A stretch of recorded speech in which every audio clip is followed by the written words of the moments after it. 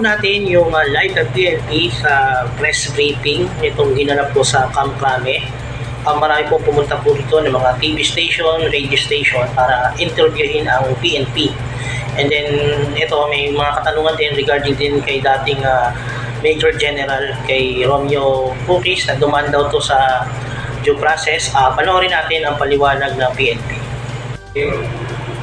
For inciting to sedition, and itong case na to that was referred by the Criminal Investigation Detection Group ay inusig sila sa prosecution office in coordination with DC-20, and at the same time ngayon lilitisin na siya kasi mayroon ng warrant of arrest.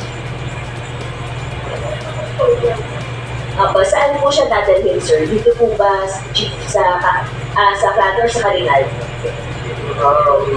Sinabi ng ating court concern is dalhin sa kanya ang person. So, dadalhin sa kanya.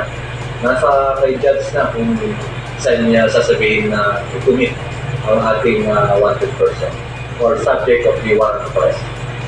Chief, ano na lang po yung babala po ninyo? Siyempre, dating general po ito, and possible po na may mga susunod pa pong protesta. Babala niyo po doon sa mga personalities na maghihikayan po ng mga ganitong klase movement. Okay. Meron tayong due process and we follow due process. And itong ating Philippine National Police, we uphold the Constitution and duly constituted authorities. If there is a basis for the referral case that you have committed against this law,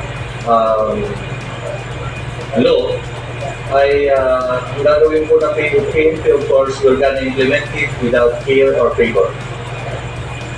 Yung reaction nyo na lang po, sabi po ng abogado niya, ay parang binigipit po at pinapatahimik po sila. Well, dumaan po sa proseso yan.